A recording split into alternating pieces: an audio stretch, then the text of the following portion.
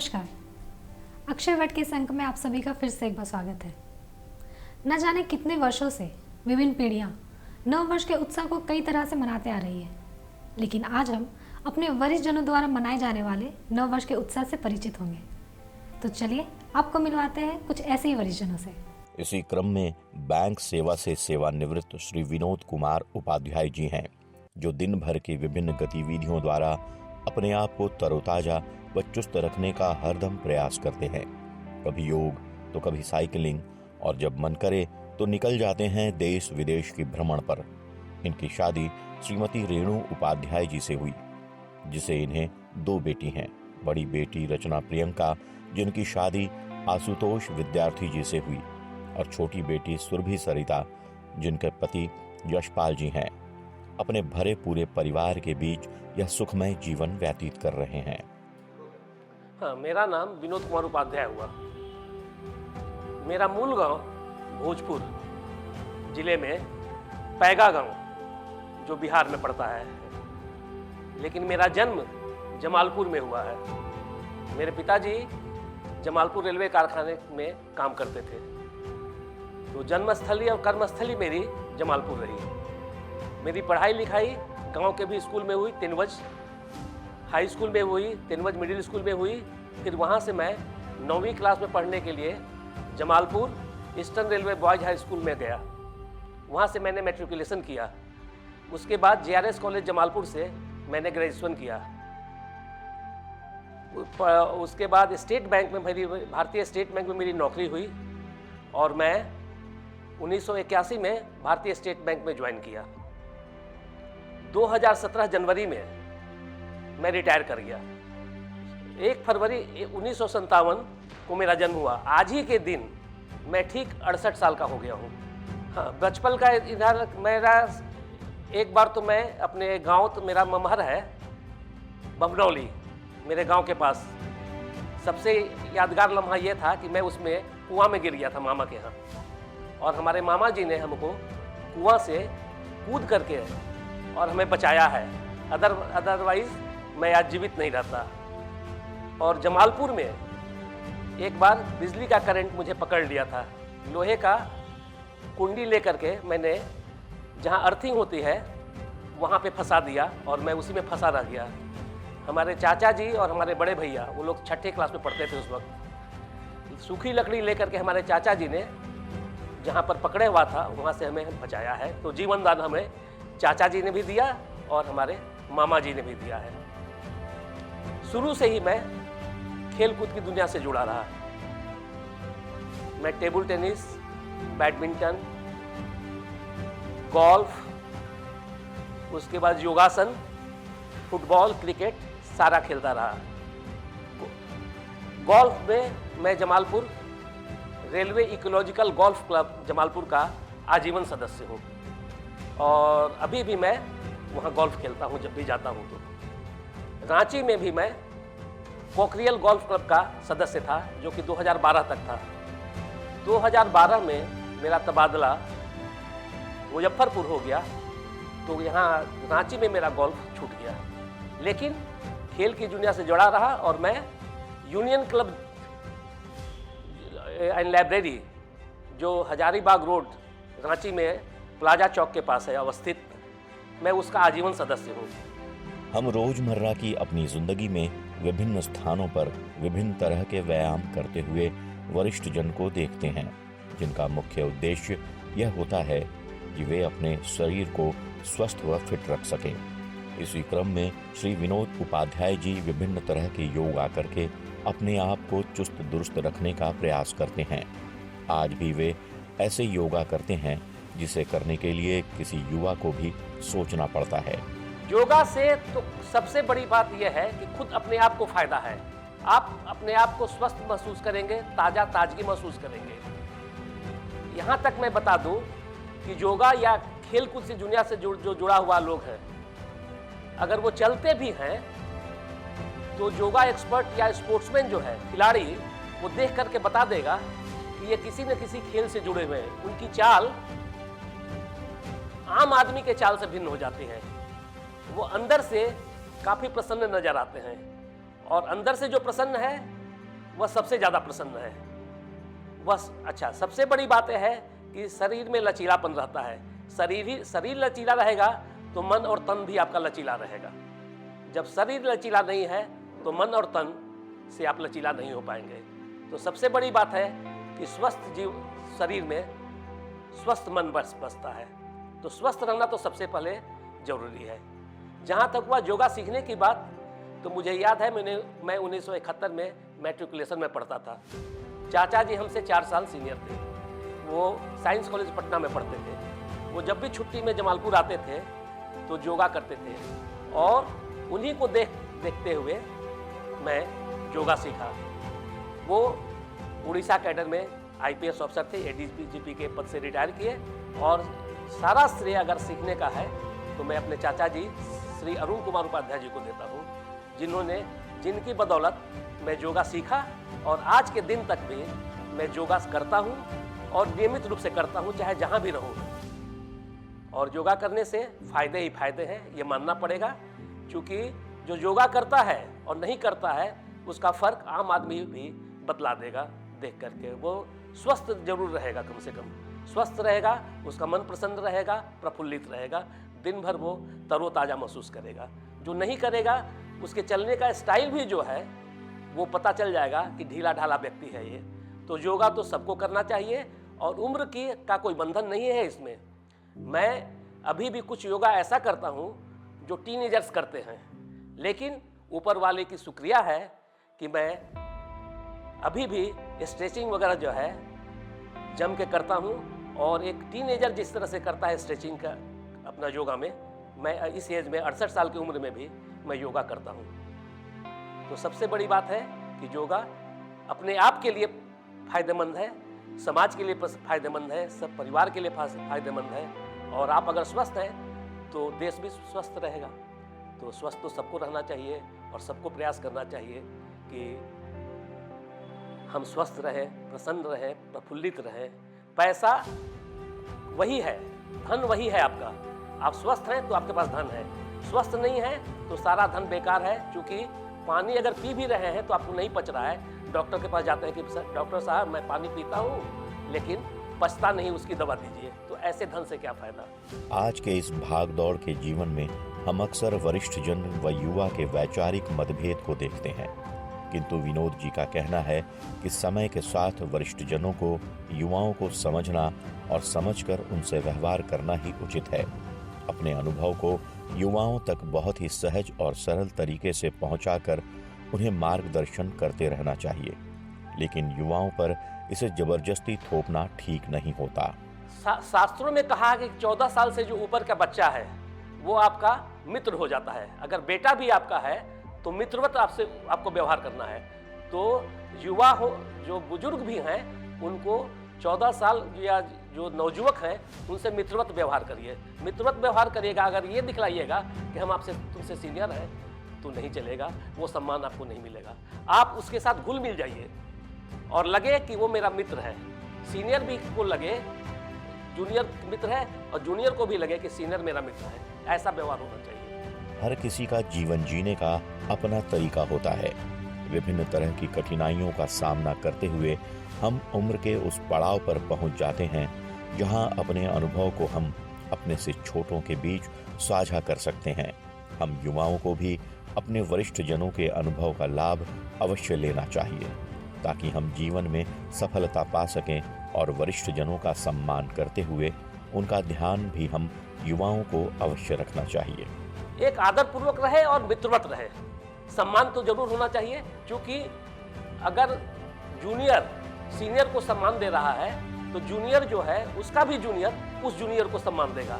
अगर हम अपने से ऊपर वाले को सम्मान नहीं देते हैं तो हमको भी मेरे नीचे वाला कभी सम्मान नहीं देगा। तो ये रेसिप्रोकल है। हम किसी को सम्मान दे रहे हैं तो हमको भी हमारे नीचे वाले सम्मान देंगे। और अहंकार अगर आ गया कि नहीं मैं बहुत बड़ा हूँ, मैं क्यों सम्मान दूँ, तो ये मान के चलिए कि समाज में आपको भी सम्मान नहीं मिलेगा। तो सम्मान दीजिएगा तो सम्मान पाइएगा। मैं तो यही जानता हूँ। और सही बात है कि हमारे प्रधानमंत्री जी को भी देख लीजिए कि जहाँ भी जाते हैं सम्मान इस तरह से देते हैं। वो सबको, बड़ा हो छोटा हो भंगी हो जो भी है, सब लोगों को, नीचे तबके को भी सम्मान दिया जाता है। तो सम्मान पा रहे हैं वो। ऐसे ही एक वरिष्ठ जन हैं श्री अभिजीत मलिक जी, जिनकी धर्मपत्नी का नाम शांता है, जिनसे इन्हें 2 पुत्र की प्राप्ति हुई है। बड़ा पुत्र सुबोजीत मलिक व बहू गरिमा जोशी हैं एवं छोटा पुत्र नवजीत मलिक, जिनकी शादी डॉक्टर पूजा प्रसाद से हुई है। मेरा नाम अभिजीत मलिक, मैं हजारीबाग से हूँ। 1948 में मेरा जन्म हुआ। मेरा दादा पिताजी सब हजारीबाग से ही थे और मेरा सपना था हजारीबाग का सेंट कोलंबस कॉलेज में मैं पढ़ूँ कॉलेज की पढ़ाई। लेकिन मैट्रिक के परीक्षा के बाद डिस्ट्रिक्ट स्कॉलरशिप मिला तो रांची के सेंट जेवियर्स कॉलेज में मेरा एडमिशन हो गया। तो हम लोग हजारीबाग छोड़ के 1964 में रांची आ गए। तो जहाँ तक शरीर चर्चा का बात है, पढ़ाई का बात है, तो रांची से पढ़ाई किया सेंट जेवियर्स कॉलेज से और उसके बाद बैंक ऑफ इंडिया में मेरा नौकरी लगा। तब से मैं रांची में ही बैंक ऑफ इंडिया नौकरी किया। 2008 में मेरा रिटायरमेंट हो गया। मैं बचपन से ही पढ़ाई लिखाई में तो मेरा रुचि था ही, लेकिन खेल कूद में भी मेरा रुचि रहा। स्कूल में मैं हजारीबाग में बैडमिंटन का इंट्रोडक्शन किया और चूंकि हजारीबाग छोटा शहर था, लोग ज़्यादा खेलते नहीं थे, तो मैं अपने चैंपियन होते रहा। तो बाद में सेंट जेवियर्स कॉलेज में भी मैं बैडमिंटन खेला और कॉलेज का भी मैं कुछ चैंपियनशिप वगैरह जीता। तो बैडमिंटन के बाहर बहुत ज़्यादा मेरा खेल कूद में भाग लेने का मौका हुआ नहीं, क्योंकि उस स्तर मेरा नहीं था। लेकिन जहाँ तक योगा का सवाल है, योगा के साथ हम बचपन से ही जुड़े हुए हैं। आप लोग को शायद पता होगा, ये सभी बंगाली लड़के खासकर वो बचपन से ही योगा के किताब जरूर खरीदते हैं, योगा कैसे किया जाता है। तो एक किताब हम भी घर में खरीद के रखे थे, सीखते थे। बाद में रांची में विभिन्न योगा टीचर से मेरा संपर्क हुआ। एक तो चटर्जी साहब हैं, जिनका उम्र अभी शायद 90 पार हो चुका है, जो योगा थेरेपी भी करते हैं, जो विदेश में भी जिनका नाम हुआ। और इसके अलावे रांची में प्रीतम बनिक हैं, अच्छा योगा टीचर हैं। वो हमसे बहुत छोटा है, हमारा बेटा जैसा है, लेकिन उनसे भी मेरा शिक्षा बहुत मिला। और अभी तो बाद में भट्टा सर से तो मेरा परिचय हुआ और उनके साथ यूनियन क्लब एंड लाइब्रेरी में जो योगा क्लास चलता है उसमें मैं ज्वाइन किया और मेरा ये योगा का अनुशीलन तब से अभी तक चल रहा है। झारखंड राज्य के निर्माण के बाद राज्य के विभिन्न शहरों का विकास बहुत जोर शोर से किया गया है, किंतु श्री अभिजीत मलिक जैसे वरिष्ठजन जो विगत कई वर्षों से झारखंड के विभिन्न शहरों में रहते आए हैं, उनसे पूछने पर कि पुरानी रांची और आज के विकसित रांची में कितना फर्क है, तो वे अपनी पुरानी रांची को याद करते हुए अपने बचपन की तरफ यादों में खो जाते हैं। पहले का रांची में और आज के रांची में फर्क क्या है? रांची में हेवी इंजीनियरिंग कॉरपोरेशन बनने के बाद रांची में आमूल परिवर्तन हो गया। एक छोटा सा पहाड़ी शहर था, बहुत सुंदर शहर था और यहाँ बंगाली पॉपुलेशन बहुत ज़्यादा था और आदिवासी लोग थे। बाद में जब हेवी इंजीनियरिंग कॉरपोरेशन बना तो हेवी इंजीनियरिंग कॉरपोरेशन बनने में बहुत ज़मीन का ज़रूरत पड़ा और यहाँ जिनके हाथ में ज़मीन था, आदिवासियों का हाथ में, उनको विस्थापित होने पड़ा और वहाँ नया नौकरी करने लोग बाहर से आ गए। तो इंडस्ट्री बहुत बड़ा यहाँ फैला, जिससे शहर का जो पॉपुलेशन है उसका कैरेक्टर चेंज हो गया, एक कॉस्मोपॉलिटन शहर के रूप में विकसित हो गया। और आज तो रांची एक काफ़ी बड़ा शहर है और बिहार का ये ग्रीष्मकालीन राजधानी हुआ करता था। बाद में तो झारखंड बनने के बाद रांची आज एक हिंदुस्तान का एक स्टेट का, एक राज्य का राजधानी के रूप में अभी विकसित हो रहा है। इसका उन्नति दिन दिन हो रहा है। और क्या बताएं, रांची का जो खासियत है, यहाँ का वेदर बहुत ही सुंदर है। मैं बैंक में रहा, एक बात आपको बताना चाहते हैं, जो बैंक में तो ऑल इंडिया ऑर्गेनाइजेशन है, बैंक ऑफ इंडिया में था, पूरा हिंदुस्तान के लोग यहाँ आते थे ट्रांसफ़र लेकर, लेकिन जब जाते थे तो बोलते थे यहाँ का वेदर बहुत मिस करेंगे और यहाँ का सब्जी बहुत मिस करेंगे। यहाँ का रांची का जो ग्रीन वेजिटेबल्स है, खासकर आप जानते हैं जो ग्रीन पीस, फिर बीन्स, फिर आपका कॉलीफ्लावर, कैबेजेस, इस तरह का गाजर, ये सब्जी जिस तरह से रांची में मिल रहा है, ये पैदा होता है, रांची की ज़मीन इसके लिए खास है। रांची का पपीता बहुत फेमस था। बाहर से, बंगाल से, कलकत्ता से लोग घूमने आते थे, रांची में पपीता खोजते थे, ठेला में वहाँ मिलता था। तो पहले का रांची और आज का रांची तो बहुत अंतर हो गया है। एक छोटा पहाड़ी सुंदर शहर से एक मॉडर्न एक स्टेट का राजधानी के रूप में विकसित हो गए। भीड़ भी बहुत बढ़ गया है, ट्रैफिक भी कंट्रोल के बाहर जा रहा है। तो ये सब दुरुस्त करने में सरकार का प्रयास चल रहा है और यहाँ रांची वासियों का भी मदद इसमें चाहिए।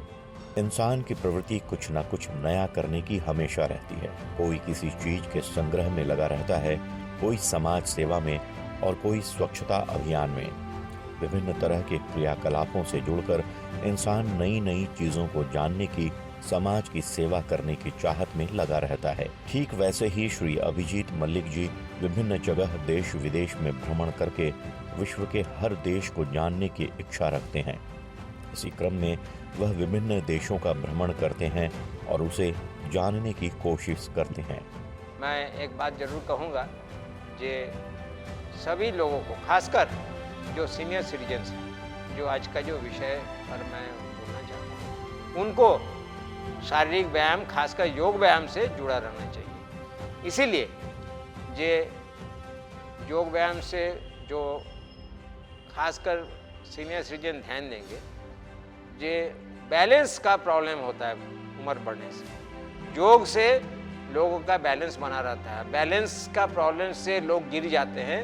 सीनियर सिटीजन गिरने के बाद फिर और उठ नहीं पाते हैं, वो बराबर के लिए अक्षम हो जाते हैं। तो इसके अलावा भी शरीर को स्वस्थ रखने के लिए डॉक्टर और दवाई का फेरा में कम से कम पढ़ने के लिए और स्वस्थ निरोग जीवन, लंबा जीवन उनका बीते, इसके लिए मैं तो जरा सा भ्रमण पिपासु हूँ, घूमते रहता हूँ हिंदुस्तान के विभिन्न शहर में। इसके अलावे मैं यूरोप का भी भ्रमण किया, यूरोप का विभिन्न देशों का भ्रमण किया, फ्रांस गया, जर्मनी गया, वियना, ऑस्ट्रिया, स्विट्जरलैंड, ये सब भी देखा। तो जब देखा तो भ्रमण के विषय में हम क्या बताएं, एक बात आपको बताना चाहते हैं, हर चीज़ में कुछ मिलता है ना, हर घटना में कुछ शिक्षा मिलता है। हम जब फर्स्ट टाइम पहला बार पेरिस में उतरे, होटल में ठहरे, तो क्या खोजते हैं हम लोग दूसरा शहर में जाके? पानी का बोतल खोजते हैं, ये बॉटल्ड वाटर, तबीयत खराब नहीं हो जाए। तो हम खोज खबर लेने लगे, ये पानी कहाँ मिलेगा, बोतल कहाँ है। हमको पता चला, ये पता नहीं था, ये फ्रांस में और यूरोप में बोतल का पानी नहीं है। वो हमको बताया गया जो भी पानी सरफेस के ऊपर दिखता है उसको आप पी सकते हैं। ये आश्चर्यजनक बात है। ये हम लोग बचपन में होता था, जब हम लोग गांव में जाते थे तो तालाब का पानी या कुआं का पानी लेकर पी जाते थे। आज तो जहाँ भी जाते हैं सारा हिंदुस्तान के लोग बोतल का पानी खोज रहे हैं। हिंदुस्तानी नहीं, हमको लगता है ये एंटायर, जैसे बांग्लादेश का भी हम सुन रहे थे, पाकिस्तान का सुन रहे थे, थर्ड वर्ल्ड कंट्रीज़ को वो बोतल पकड़ा दिया है और जाके चले गए हैं वहाँ पर, वो जाके स्वच्छ पानी का। इसके अलावे हम बहुत दवाई ले गए थे, सीनियर सिटीजन हैं, हमको श्वास का भी तकलीफ है, हमको कभी दर्द भी होता है, लेकिन जितना दिन हम घूमे हैं यूरोप में कोई दवाई की ज़रूरत नहीं पड़ा। वातावरण इतना अच्छा है, माने धूल नहीं है, हर जगह खुला मैदान में घास है या वो उस पर आपका सीमेंट किया हुआ है, घास तो पूरा भरा हुआ, ग्रीनरी एवरीवेयर। वरिष्ठ जनों में एक ऐसे वरिष्ठ हैं जो समाज को ड्रामा के द्वारा उसका आईना दिखाते रहते हैं। इन्हीं में श्री रथींद्र कुमार चटर्जी भी हैं, जो विभिन्न नाटकों के मंचन द्वारा समाज की कुरीतियों को समाज के सामने रखते हैं। इनके द्वारा किए गए नाटकों को आज भी लोग भूल नहीं पाते। उम्र के इस पड़ाव में भी ये अपने नाट्य कार्य में निरंतर लगे हुए हैं और यही उनकी ऊर्जा का स्रोत भी है। मेरा नाम रथींद्र कुमार चटर्जी, हम रांची के है अभी, लेकिन हम आए थे बंगाल से, नॉर्थ बंगाल से। नॉर्थ बंगाल में हम वहाँ पढ़े, वहाँ से हायर सेकेंडरी पास किए। हम जो कॉलेज में पढ़ते, स्कूल में पढ़ते थे, वहाँ मल्टीपर्पज़ स्कूल था। उसमें माने क्या बोलते हैं, हर तरह का पढ़ाई होता था। उसी कॉलेज में स्कूल में हम पढ़े। वहाँ से निकलने के बाद हम रांची आए। रांची में मेरा चाचा जी थे, उनका पास ही हम आए। चाचा जी हमको लेकर सेंट जेवियर्स में भर्ती कर दिए। सेंट जेवियर्स में हम पढ़ते थे। इसी टाइम में बाटा कंपनी में एक दिन देखे बाहर में वांटेड बोल के लिखा हुआ है। हम जाके अंदर घुसे, मैनेजर बैठे हुए थे। तो मैनेजर को हम पूछे जे आई एम इंटरेस्टेड, हम सेंट जेवियर्स में पढ़ते हैं, अगर वैकेंसी है तो I want to work here. तो ठीक इसी बात में मैनेजर जो थे वो नाटा था। वो इमीडिएटली बोला जे कल से काम में आ जाओ। मैं बोला एप्लीकेशन यहाँ साइन करता हूँ, एप्लीकेशन हो गया, मेरा नौकरी हो गया। हम 45 साल काम किए बाटा कंपनी में। हम मैनेजर थे मेन रोड दुकान का, जेल चर्च का, और रातू रोड में एक दुकान हुआ था, उसका भी मैनेजर थे। तो बाटा कंपनी में ही काम किए, बाटा कंपनी से ही रिटायर किए। श्री रथींद्र जी अपने अनुभव को साझा करते हुए कहते हैं कि आज के युवाओं को नाटक से जुड़कर समाज में फैल रही कुरीतियों को दूर करने के लिए अपना सहयोग अवश्य देना चाहिए। ये एक ऐसा माध्यम है जो लोगों तक अपनी बात रखने का एक अच्छा माध्यम है। ड्रामा युवाओं के चरित्र निर्माण में सहयोग करता है। आज के युवाओं को वरिष्ठ जनों के अनुभव से अवश्य लाभान्वित होना चाहिए। वो जो जमींदार जो है, जमींदार का एगेंस्ट में ये नाटक है। वो गाने का मतलब से, मेरा एक फ्रेंड था, वो गाना दे के वो स्टेज में घूम रहा है, गाना गा के जमींदार को गाली दे रहा है, सब कुछ गाना में है। इन दैट टाइम हम घुसे, आई वॉज द जमींदार हम घुसे। वहाँ घुसने के बाद पहले उसको बोले जे तुम गाना कौन चीज़ के लिए यहाँ गा रहे हो, इन लोगों को जागृत करेगा ना, तो बेसुर से गान गाने से ये गाना हिट नहीं करेगा, सुर में आओ। तज्जब की बात है, वो लड़का अभी जिंदा नहीं है, वो लड़का सुर में आ गया।